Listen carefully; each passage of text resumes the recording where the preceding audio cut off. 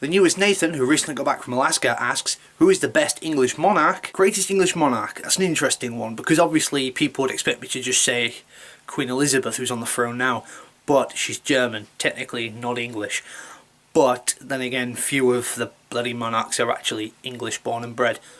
But I'm not going to say there's a good one particularly, but I'm going to go with the one that stands out for me is Henry VIII. That bloated gas bag. No comments. Tyler asks, what's your worst experience with a customer at work, and what is the best thing a stranger has done for you, or have you seen a stranger do for someone else? Worst experience with a customer for me is, it happens quite a lot actually in retail.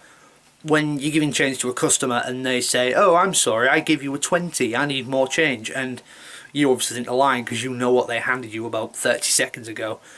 That happens more than you'd think, and it's never a good situation because you risk alienating a customer or making yourself look weak, and it's never. The best thing I've seen a stranger do for someone, I suppose technically, again it's to our customers, but we get a customer in our work quite a lot who lives down a cul-de-sac street with many bungalows full of elderly people, and she goes around their houses and does the shopping and makes sure they're okay. She doesn't get paid for it, she just does it because she's a lovely person. That's just an ongoing thing that I think is the best. So I'll get you for this one, Meg. Meg asks, have you ever called a grown man by a female pronoun? Now Meg knows the answer to this one because I told her when we first met. This is one of the first things I said to her actually, so no wonder she thinks I'm mental.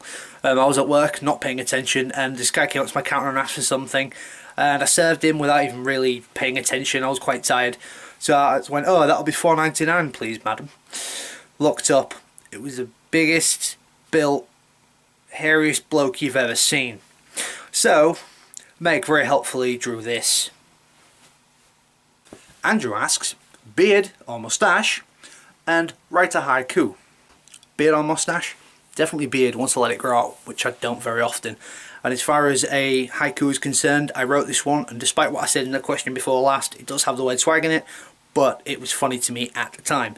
So it is as follows.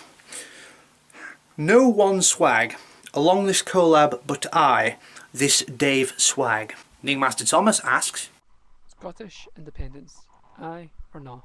Thomas also asks, Alabagubara? Thomas, Scottish independence, yeah or nay?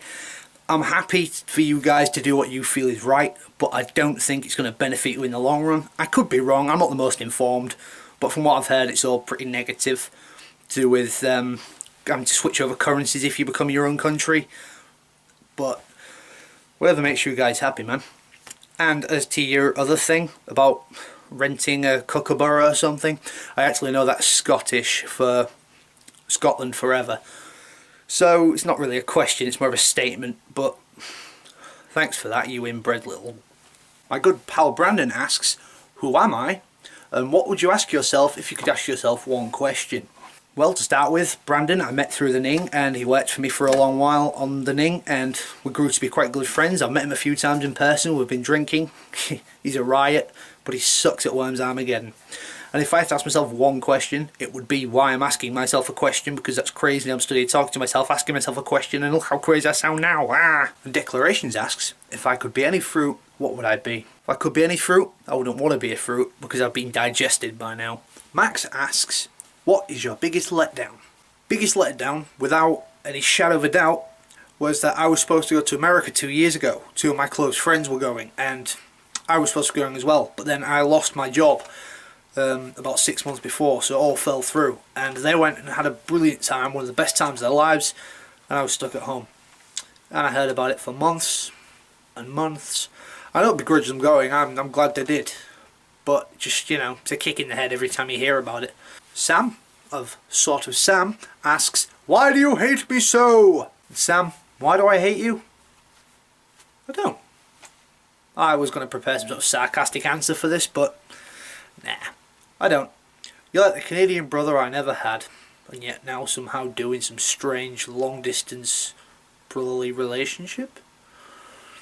Emily Cuddleface asks, would I rather have one horse-sized duck or 20 duck-sized horses? And also, what is the terminal velocity of an unladen swallow? Definitely a horse-sized duck, because I could ride it into battle. Not sure who with, but I'm sure a battle is in my future somewhere. Especially the way I conduct business. Well, it depends. African or European swallow?